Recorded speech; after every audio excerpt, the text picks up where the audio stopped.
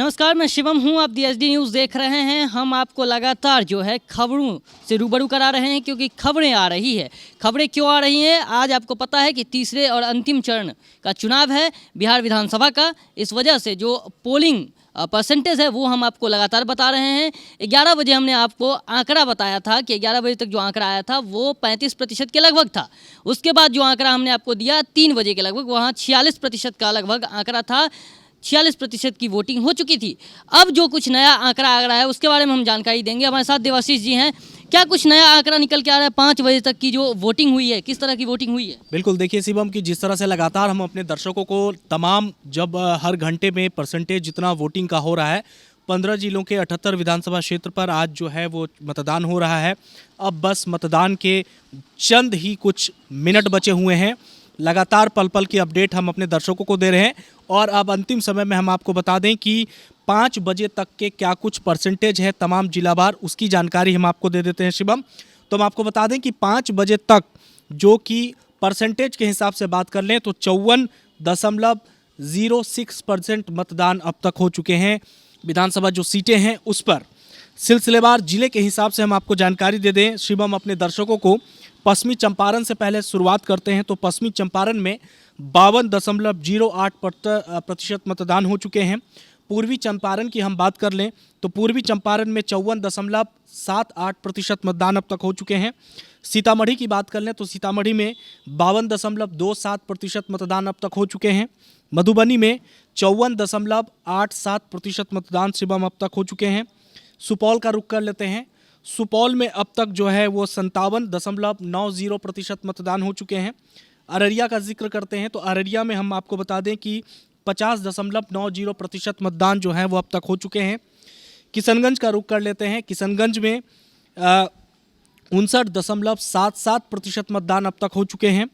वहीं कटिहार की बात कर ले तो कटिहार में 52.22% तक के मतदान हो चुके हैं। मधेपुरा में जिक्र कर लें तो मधेपुरा में 54.03% मतदान हुए हैं। सहरसा की हम बात कर लें तो सहरसा में 55.73% मतदान अब तक हो चुके हैं। दरभंगा का रुख करते हैं। दरभंगा में 53.44% तक के मतदान अब तक हो चुके हैं शिवम।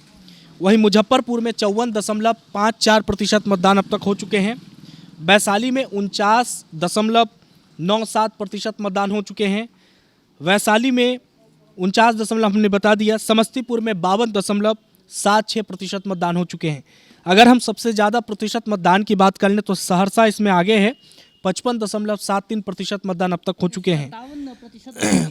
सुपौल का जी हाँ बिल्कुल आंकड़ा है, माफ़ कीजिएगा, सुपौल आगे हो गया है।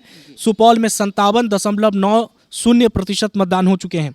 वहीं एक लोकसभा सीट पर भी चुनाव हो रहे हैं, मतदान हो रहे हैं। वाल्मीकि नगर, उसका भी रिपोर्ट हमारे पास आ गया है। 52.08% मतदान जो है वो अब तक हो चुके हैं शिवम। अब 1 घंटा बचा हुआ है केवल चुनाव में। जो तीसरे चरण का चुनाव हो रहा है 15 जिलों के 78 सीटों पर, उसमें बस केवल 1 घंटे का फ़र्क है। इस 1 घंटे में क्या लगता है कितना भागेगा ये जो परसेंटेज है, पोलिंग परसेंटेज कितना भाग सके? जी देखिए, मैंने आपको पहले ही बताया था कि जिस तरह से जो प्रतिशत मतदान है वो दूसरे और तीसरे चरण का हम जिक्र कर ले तो तीसरे चरण का मतदान बहुत ज़्यादा भागेगा। आपको अगर याद होगा कि सुबह जो हमने चर्चा की थी उसमें मैंने आपको साफ कह दिया था कि मतदान जो है वो 50, 55 या फिर 60% तक भी जा सकता है। आंकड़ों का जिक्र हम कर लें तो आंकड़े जो हैं अब 5 बजे तक के 54% हो चुका है। तो आंकड़े जो ये तीसरे चरण का मतदान है 78 विधानसभा में वो कहीं ना कहीं और आगे बढ़ सकता है, क्योंकि इसका सबसे बड़ा मुख्य वजह है कि जिन जगहों पर इस वक्त मतदान किए जा रहे हैं, मतदान हो रहे हैं, वो तमाम क्षेत्र ग्रामीण हैं, मुस्लिम बहुल क्षेत्र हैं। MY समीकरण वहाँ सबसे ज़्यादा काम करता है, यानी कि मुस्लिम और यादव समीकरण वहाँ ज़्यादा काम करता है। लोग बढ़ चढ़ कर वोटिंग कर रहे हैं। कई ऐसे भी हमने न्यूज़ दिखाए, कई ऐसे भी विधानसभा सीट थे जहां पर लंबी लाइनें लगी है, जहां CRPF और स्थानीय पुलिस को जो है बल प्रयोग करना पड़ा, लाइनों को संभालना पड़ा। तो ये एक अच्छे संकेत हैं कि 5 बजे तक हम लोग जो हैं वो आंकड़ा 54.06% मतदान हो गए और बस कुछ देर के बाद ही एग्जिट पोल जो है वो भी आने शुरू हो जाएंगे कि आखिर बिहार में किसकी बढ़त हो रही है, कौन सरकार बना रहा है। बस कुछ देर के बाद, यानी कि चुनाव आयोग पहले टाइम 5 बजे का ही था, लेकिन चुनाव आयोग जब तक ये नियम है, ये नियम बनाया जाता है कि जब तक जो है वोटिंग नहीं खत्म हो जाता है तमाम विधानसभा सीटों से, तब तक आप सर्वे नहीं कर सकते हैं, तब तक आप उसका जिक्र नहीं कर सकते। तो 6:30 बजे का टाइम शिवम जो है वो दिया गया है, जिसके बाद जो एग्जिट पोल है तमाम चैनलों के वो आने शुरू हो जाएंगे। हम अपने दर्शकों को ये भी बता दें कि पहले चरण में जो चुनाव हुआ था उस वक्त का जो परसेंटेज था वो 55 के करीब था, लगभग 55% वोटिंग हुई थी। दूसरे चरण में भी वही रहा, 55% के लगभग ही वोटिंग रही, 55-56 के बीच में। और अभी जो कुछ निकल कर आ रहा है कि 54% की वोटिंग 5 बजे तक हो गई है। अब 1 घंटे बचे हैं, इसमें जो इजाफा होगा कितना लग रहा है, क्या लग रहा है आपको कि प्रथम चरण और दूसरे चरण का जो चुनाव हुआ उससे ज़्यादा होगा? बिल्कुल ज़्यादा होगा, क्योंकि आंकड़े अगर आप देख लें तो 54 पहुंच चुका है, 1 घंटा का समय और शेष बाकी है, अब बस समय थोड़ा सा बाकी है।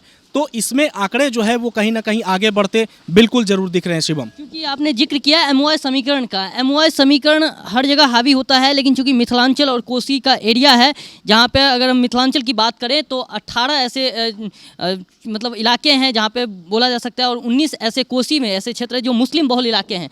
वहाँ पर किस तरह से वोटिंग होगी और किस आधार पर वोटिंग हो रही होगी? देखिए, मैंने आपको बताया कि जिस तरह से ये ग्रामीण क्षेत्र है, ग्रामीण क्षेत्र के हिसाब से एमओआई समीकरण जो है वो मुस्लिम और यादव के बीच कड़ा टक्कर है। प्रत्याशी भी ऐसे ही उतारे गए हैं, तमाम प्रत्याशी जो हैं उसी कास्ट से आते हैं।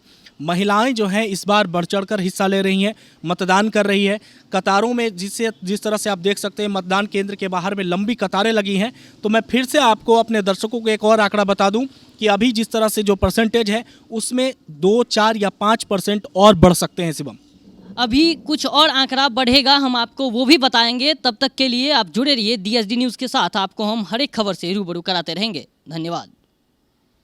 जब देश की सुरक्षा की बात हो तब कुछ किरदार अहम भूमिका निभाते हैं। बेजोड़ शटर्स और शटर लॉक्स, मजबूती की मिसाल कायम करने वाले स्टील पाइप्स, सर्वश्रेष्ठ गुणवत्ता से भरपूर शटर लैथ और अटूट इंटरनल लॉक्स। आइए इन्हें मिलाकर निर्माण करते हैं एक उज्जवल भारत का, क्योंकि बात भारत की मजबूत भविष्य की है।